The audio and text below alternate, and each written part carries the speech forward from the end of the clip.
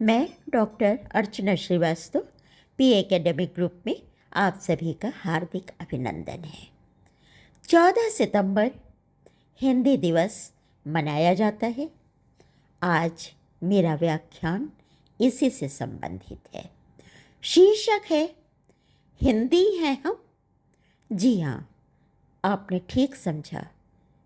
मैंने एक सवाल खड़ा किया है और वो सवाल क्यों है, आइए इस चर्चा के माध्यम से उसको समझने की कोशिश करते हैं। भाषा भावों विचारों के आदान प्रदान का माध्यम ही नहीं होती, वह संस्कृत की वाहिका भी होती है। संस्कृत भाषा संस्कारित भाषा है, अनुशासन में पूर्णतया बंधी हुई। व्याकरणिक अनुशासन हटा नहीं कि उस अर्थ का अनर्थ हो गया। भाषा की प्रवृत्ति हमेशा से सरलता, सुगमता और सहजता की ओर जाने की है। कठोर अनुशासन जब व्यक्ति नहीं स्वीकार कर पाता तो फिर भला भाषा इसे कैसे स्वीकारेगी। इसी प्रवृत्ति ने कालांतर में संस्कृत को हाशिए पर छोड़ दिया और हिंदी जन सामान्य की भाषा बन गई। धर्म और भाषा ये दोनों ऐसे संवेदनशील मुद्दे हैं जो राजनीति की ज़मीन में खाद पानी का काम कर सकते हैं। दूरान्वेषी राजनैतिक दुराग्रहों से ग्रस्त राजनेताओं ने इसीलिए राष्ट्रभाषा जैसे अहम मुद्दे को सदा के लिए दरकिनार कर दिया। लेकिन उससे बढ़कर भी विडंबना हुई कि अंग्रेजी का वर्चस्व धीरे धीरे बढ़ता चला गया और इस मानसिकता का एक ज्वलंत नमूना इसी से दिखाई देता है कि हमने वेदों पुराणों में वर्णित अपने देश भारत को ही इंडिया बना दिया और तो और संविधान में भी इसका उल्लेख कर दिया। कॉन्वेंट स्कूल की फलती फूलती बगिया ने तो हिंदी को मिटाने में कोई कोर कसर नहीं छोड़ी। भारतीय जनमानस भी इस षड्यंत्र से अनभिज्ञ अपने बच्चों को अंग्रेजी भाषा में शिक्षा देने के लिए प्रतिबद्ध हो गया, क्योंकि उसे इसमें अपना स्टेटस सिंबल जो दिखाना था। हमने ये नहीं सोचा कि बच्चा सिर्फ अंग्रेजी भाषा ही नहीं पढ़ेगा, उसके संस्कार, उसके सभ्यता, उसकी संस्कृत को भी वो आत्मसात करता जाएगा। यहाँ मेरा कोई विरोध नहीं है, भाषाएं सीखनी चाहिए, प्रांतीय भाषाएं भी और विदेशी भाषाएं भी, क्योंकि ये तो विज्ञान भी मानता है कि मस्तिष्क की सक्रियता के लिए बहुत आवश्यक है एकाधिक भाषाएं सीखना और सीखना भी चाहिए। लेकिन मेरा मत है कि अनिवार्य भाषा के रूप में संस्कृत या फिर हिंदी को पढ़ाया जाना भारत जैसे देश में बहुत ज़रूरी है। दुखद है कि संस्कृत और हिंदी भाषाएं जिसकी समृद्धि का कोई मापदंड ही नहीं है, इतनी प्रचुर शब्दावली इनमें है, साहित्य इनमें है, ज्ञान विज्ञान के क्षेत्र इन्होंने स्पर्श किए हैं, लेकिन इसके प्रति एक उपेक्षात्मक रवैया हमें हमेशा से दिखाई देता है। आज जो सामाजिक जीवन मूल्यों में हमें बिखराव दिखाई दे रहा है, उसके पीछे हमारी भाषा की उपेक्षा बहुत बड़ा कारण है। फिलहाल कुछ एक वर्षों में नीति निर्माताओं ने संभवतः इस समस्या को दृष्टिगत किया और सरकारी कामकाज की भाषा के रूप में सोशल मीडिया पर हिंदी का प्रचार प्रसार बढ़ने लगा। नई शिक्षा नीति में भी प्राथमिक स्तर पर हिंदी की अभिव्यक्ति सुनिश्चित की गई, यहाँ तक कि चंद्रयान, गगनयान, शिव शक्ति, प्रज्ञान, आदित्ययान जैसे सांस्कृतिक शब्द प्रतीक आंतरिक विज्ञान का भी हिस्सा बन गए। इससे बढ़कर भारत नाम को वैश्विक पटल पर मान्यता भी मिल गई। हिंदी भाषा का एक दूसरा नकारात्मक पक्ष भी उभर कर सामने आया, जो बेहद चिंतनीय है, और वो है लेखन और बोलचाल में अपशब्दों का बढ़ता प्रवाह। हृदय की कटुता ने भाषा में भी जहर घोल दिया है।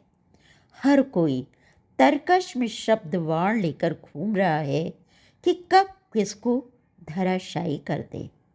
हमारी फिल्में, वेब सीरीज भी इसमें पीछे नहीं है। इससे बढ़कर शर्मनाक क्या हो सकता है कि जब हम राम को केंद्र में रखकर किसी वृत्त चित्र का इस्तेमाल करते हैं तो भी भाषा किसी सड़क छाप या मवाली की होती है, जिसका विरोध निश्चित है कि होना चाहिए। अन्यथा हमारी नई आने वाली जनरेशन जो है वो हमें इसके लिए कभी क्षमा नहीं करेगी। क्या ये वही देश है जिसमें वाग्देवी माँ शारदा की पूजा होती है, जहां माना जाता है कि शब्द ब्रह्म है? संसद में असंसदीय भाषा का खूब जमकर प्रयोग होता है। ये भी एक विचित्र स्थिति है।